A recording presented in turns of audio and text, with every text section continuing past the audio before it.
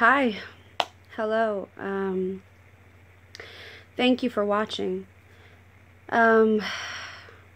This video is much different than other videos I have made. I speak a lot about healing and spiritual matters, and what I'm about to speak about, it does relate and tie into spirituality. Yeah, after all, everything is connected. Absolutely everything in the universe. I am learning how to better channel my energy when I feel something in the moment. Whatever that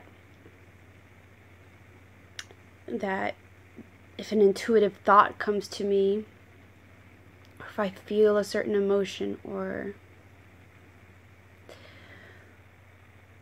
if I feel certain energy. And like, for example, right now what I'm feeling is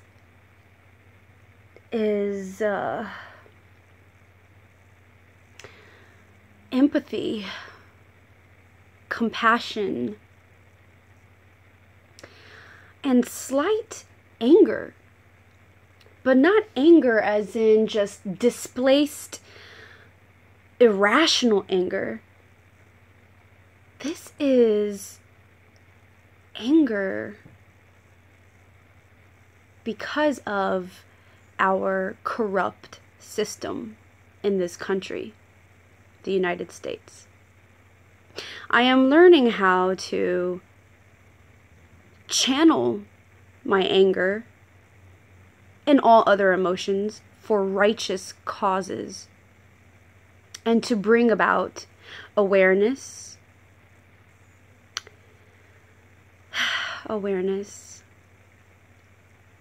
healing, hopefully healing, peace. I lived in Philadelphia for a while last year. I went and visited, and then chose to move there and try to live there permanently. But if you know me, I am a nomad, a bit of a traveler. This is what I am called to do, to travel to different places around the country, around the world, and just live out my purpose and work in synergy with others. So I moved to Philadelphia to serve in the organization AmeriCorps. I actually I was placed with Catholic Social Services. But other than that, I also was involved with helping a phenomenal, absolutely phenomenal woman, Sherry Honkala.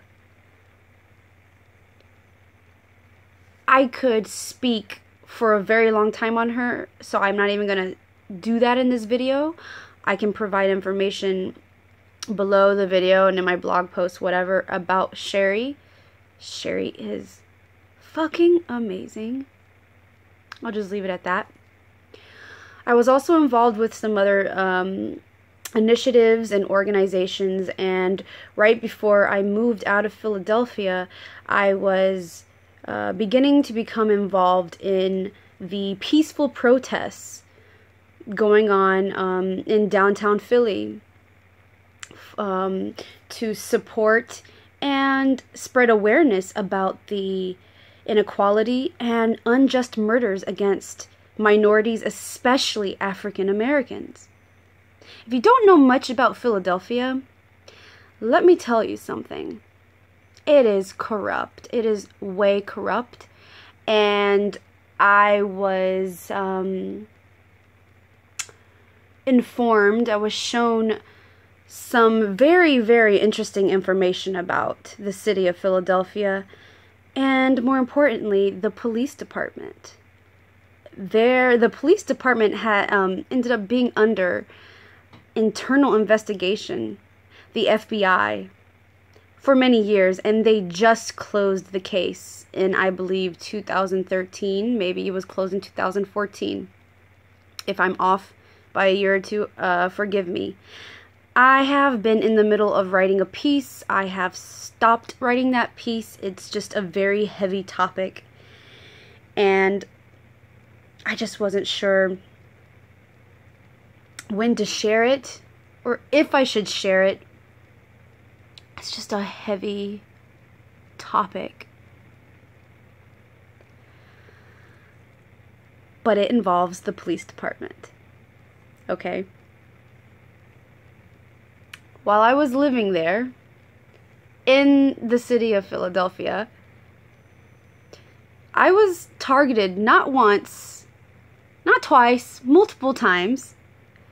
I have a feeling that at some point I was racially profiled.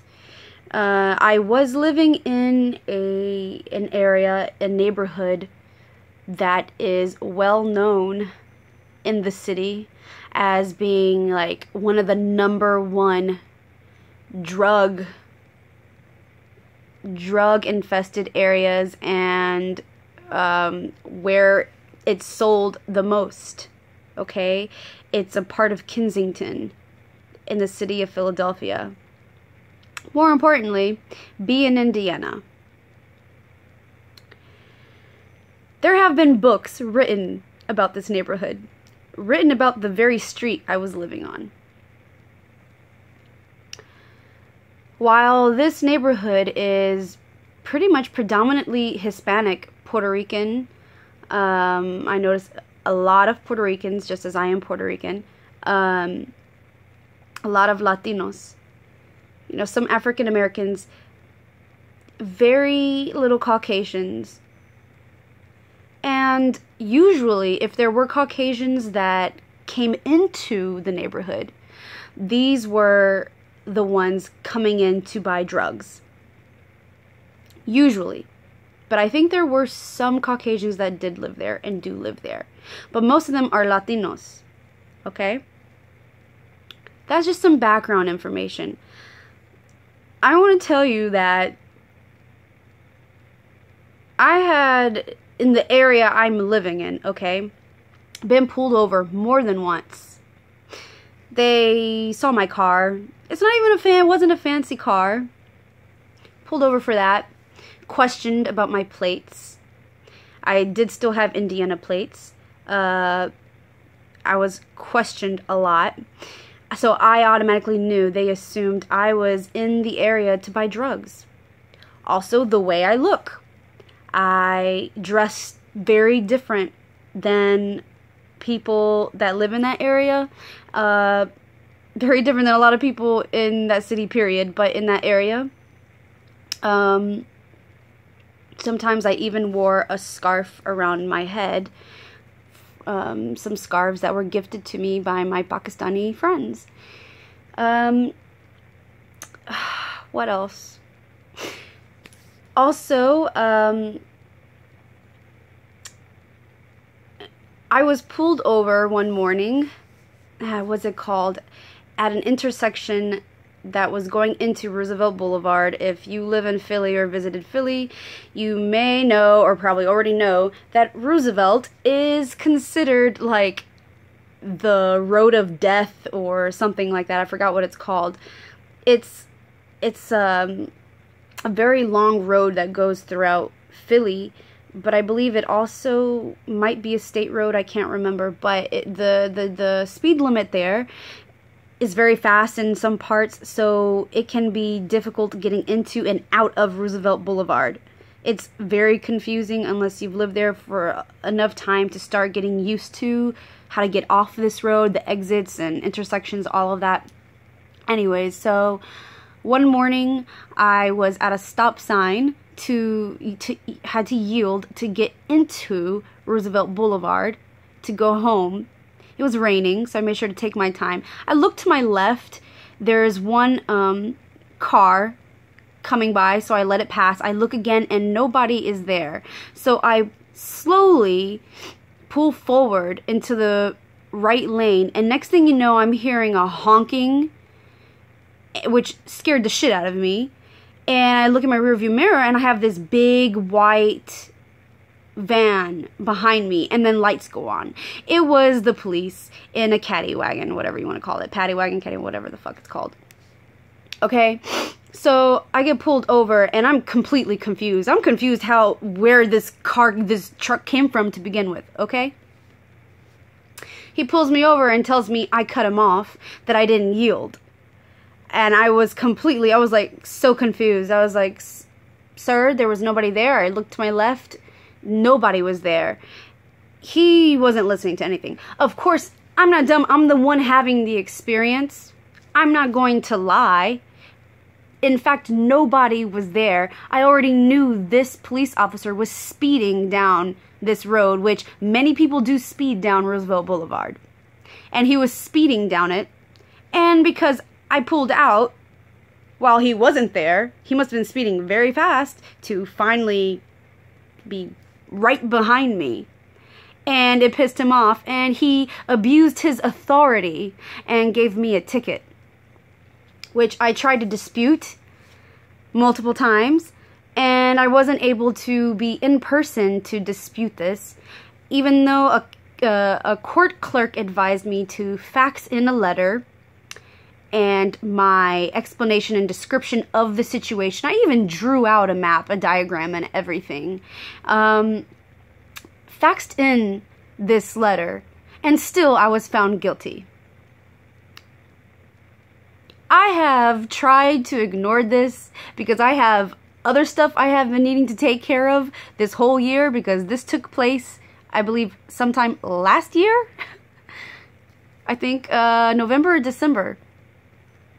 And yet here I am having to address this once again, because I was falsely given the ticket, falsely accused, and basically being intimidated. It's all about intimidation. Being intimidated to pay a ticket for something I did not do. Our system uses intimidation. Even if you didn't do something, guess what they do? What do? They hold it over your head. They suspend your license. They give you limited options.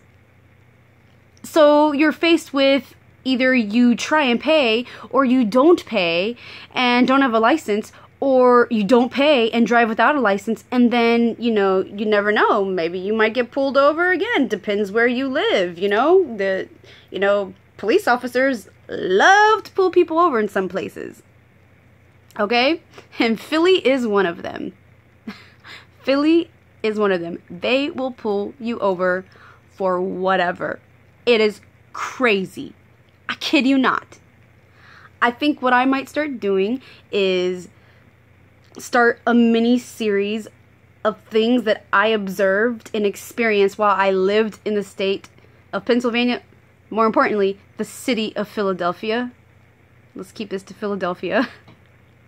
Because this goes beyond tickets.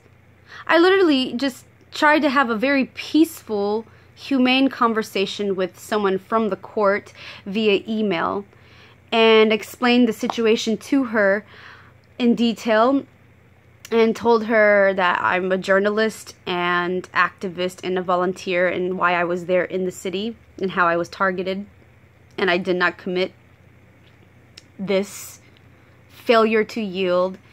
Along with another ticket that I was given. I was targeted the night we had a very peaceful protest. Right after that, I was pulled over. Yeah.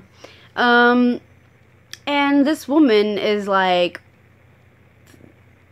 no offense, she's speaking to me very robotically. I can tell she's just spitting out information that she has been trained to say,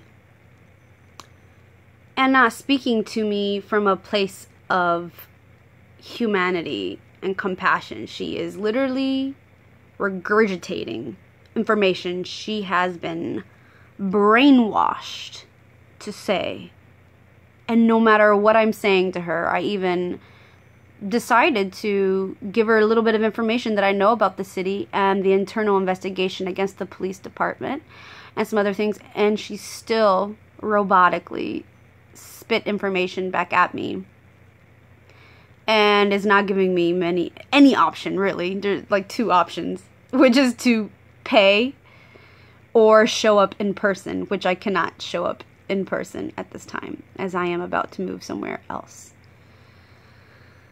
This literally brought tears to my eyes. I sat here crying. And it wasn't even, it's like frustration, but it goes beyond me and my situation. This was not frustration and being pissed off at this exactly. I literally felt this wave of empathy and sadness come over me, because if I am experiencing something like this over a flipping traffic violation, what do you think happens to those who are falsely accused, confronted, targeted, attacked, hurt, abused, and murdered falsely? If this is something simple as a fucking lie that a police officer said just to help him meet his quota, and something he did out of anger because he was speeding, he was in the wrong, but in the moment he became angry and he allowed his emotions to control him and do something that is not just. Something this simple. What do you think is happening to citizens all over this country when faced with someone who has that kind of authority? And if they are not in a great mood, if they're not in the right state of mind, if they are not someone who is consciously aware and conscious, someone who is moral, someone who is standing and working in the name of justice and righteousness, and truly helping hold the balance. We have police officers around this country who are not emotionally sound and therefore not spiritually sound. I am no one to judge. This is not judgment. This is observation. This is fact. There need to be conscious people. Therefore, if you are conscious, that means you are self-aware, aware of self. Therefore, more in balance than someone who is not aware, someone who is not conscious. Therefore, someone who has a lower level of consciousness. In the police force. We need a radical revolution to where there are people who are spiritually aware, spiritually conscious, serving as a police officer. Not everyone is a police officer. Not everyone is a good cook. Not everyone is a good house cleaner. Not everyone is a good teacher. I can tell you because I've worked in the public school system. And I have witnessed with my own eyes people who are serving as teachers, and I can clearly see that this is not the best fit for them because they do not have the right qualities to interact, educate, inspire children, our younger generations. I can tell you this from personal experience. So the same goes for every single kind of role in society. Not everyone is fit for a police officer role. End of story. I think that's the end of my rant, my conscious rant, my Kali mode, anger, energy channeled rant. And I think there is more to come because I have a whole lot to say. A whole lot to say that I have not said for a while, and neither have I written about it, and maybe it is time to. Because it's time to wake the fuck up. Thank you for listening. I hope you understand the curse words I used is more of expression and not to offend or be rude. But then again, if it resonates, it resonates. If it doesn't, it doesn't. But I hope in some way I have made you more consciously aware of what is going on in our country. May the light always guide you.